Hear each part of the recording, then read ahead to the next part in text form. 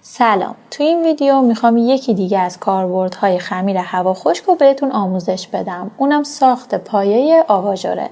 بریم با هم ببینیم. تو مرحله اول یه بطری یا هر وسیله‌ای که بشه به عنوان پایه آباژور استفاده کرد و انتخاب کنید و اطرافش رو با سلفون خوب بپوشونید.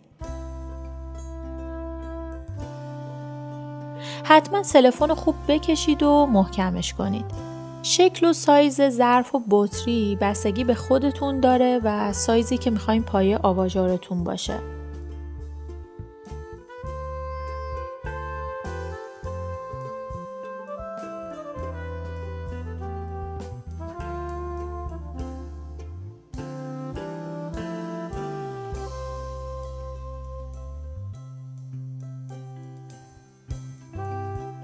بعد یه مقدار روغن یا وازلین رو روی تمام سطح سلفون بمالید.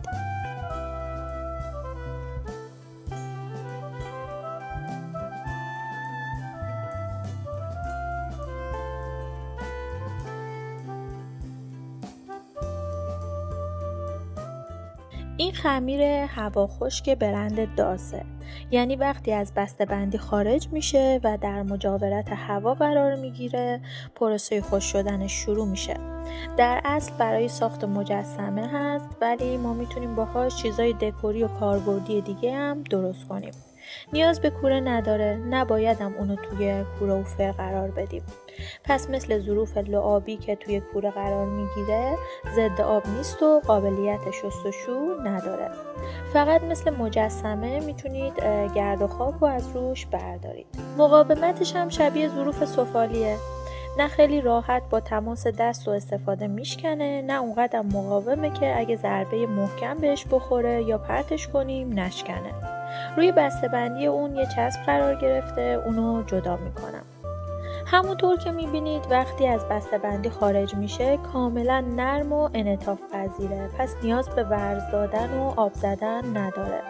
بلافاصله که از بسته‌بندی خارج کردید شروع کنید به ساخت چیزی که میخواین باهاش بسازید تا خوش نشه. یه تیکه از خمیر رو برمیدارم، مابقی خمیر رو میذارم توی بسته‌بندی خودش، خوب میپیچم، بعد دوباره میذارم داخل یه پلاستیک دیگه تا خوش نشه. این خمیر رو هم میتونید از لوازم تحریری‌ها و لوازم هنری‌ها بخرید، هم توی گوگل سرچ کنید و فروشگاه‌های آنلاین اونو پیدا کنید. با کمک وردن خمیرتون رو پهن کنید. قطر خمیرتون نه خیلی کلوف باشه نه خیلی نازک. بعد با هر وسیله صافی که دارید میتونید اطراف کارتون رو کامل صاف کنید و به شکل یک مستطیل دراز در بیارید. من از خطکش دارم کمک میگیرم. حالا خمیر رو خیلی آروم روی سطح بطری قرار بدین. انتها و ابتدای خمیر رو روی همدیگه قرار بدید. با هر ابزاری که دارید به همدیگه بچسبونید. سعی کنید قسمت اتصال رو یک دست رو محو کنید.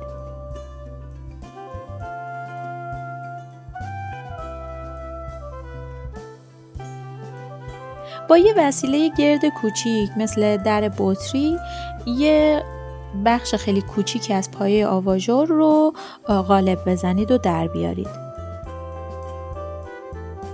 با کمک هر ابزاری که دارید و یکم آب اون بخش رو تمیز کنید و صاف کنید.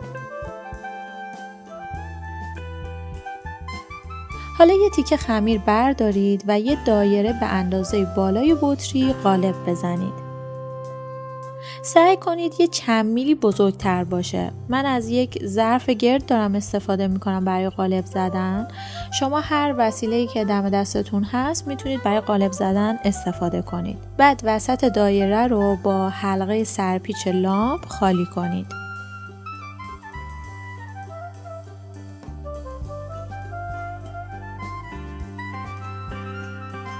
حالا با یکم آب صافش کنید و یک دستش کنید.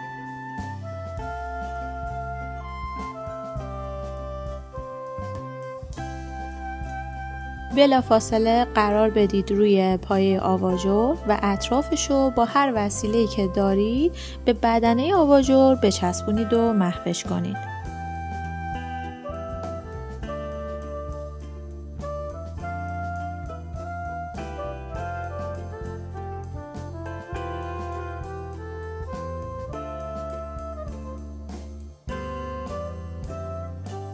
با کمک کاردک یا یه تیکه کاغذی که چند بار تا کردید و کلوف شده یه مقدار بدنه رو خیس کنید.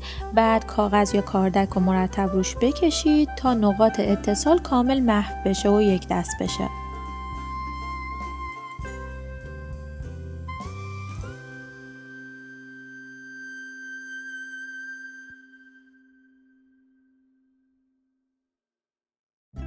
24 ساعت باید اجازه بدید تا کاملا خوش بشه.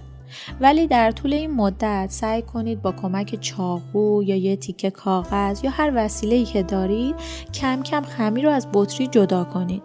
بعد از 24 ساعت که روی کار کامل خوش شد، با کمک چاقو و کاغذ و هر ابزاری که دم دستتون دارید از قسمت بالای پایه به بطری فشار بیارید تا کاملا جدا بشه. حالا بازم بهش زمان بدید که داخل کار کاملا خوش بشه و رنگ شبیه بیرون کار بشه. کاملا روشن و سفید میشه. بعد از اینکه کارتون کامل خوش شد، با سنباده نرم سطح کارتون و لبه های کارتون رو کامل سنباده بزنید. به جای اینکه تو مرحله ساخت از آب زیادی برای صاف کردن کارتون استفاده کنید و مقاومت خمیرتون رو کم کنید، میتونید تو این مرحله با سنباده زدن کاملا کارتون رو صاف و یک دست کنید.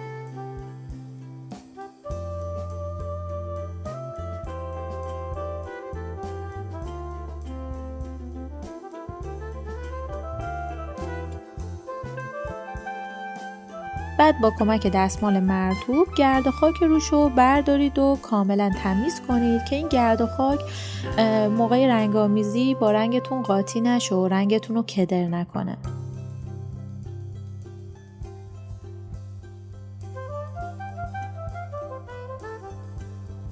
من خیلی کم رنگ آبی رو به رنگ سفید اضافه کردم تا یه سفیدی که یه ته‌مایه آبی داشته باشه درست کنم. من از اکریلیک برند کادنس برای رنگ‌آمیزی استفاده میکنم. شما هر برندی که دوست دارید میتونید استفاده کنید. منتها پیشنهاد میکنم حتما برای این مدل کار و کار با خمیر داز از رنگ اکریلیک استفاده کنید، چون مناسب ترین رنگ برای مجسمه و لوازم دکوری همین رنگ اکریلیکه. حلال رنگ اکریلیک آب، میزان استفاده از آب بستگی به غلظت رنگتون داره. دقت کنید نه رنگتون خیلی شل باشه که کنترل رنگ براتون سخت باشه و پوشانندگی نداشته باشه، نه اونقدرم سفت باشه که رد قلمو روی کارتون بمونه و به سختی قلمو حرکت کنه.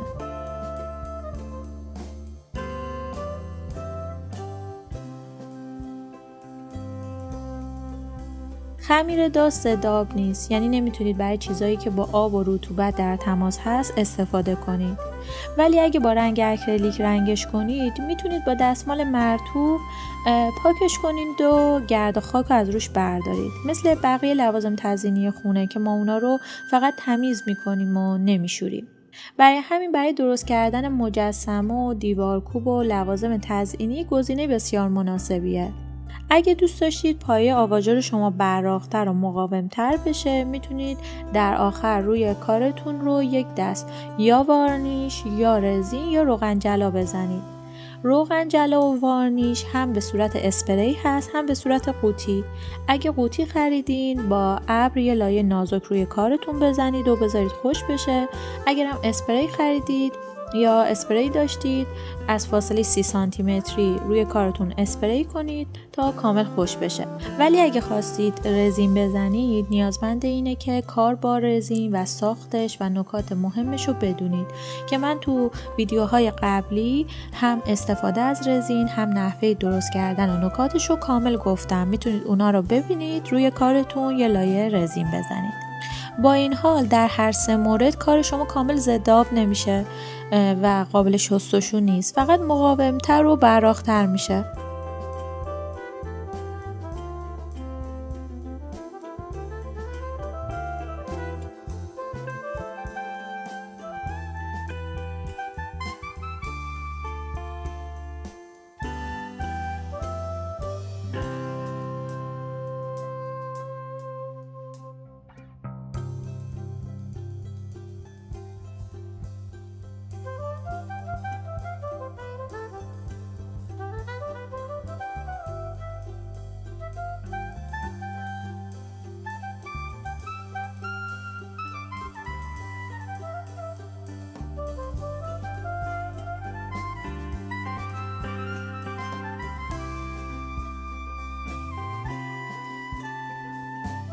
خب رنگ‌آمیزی کار من تموم شد و کامل خوش شد. حالا لامپ و سرپیچ لامپ رو وصل میکنم.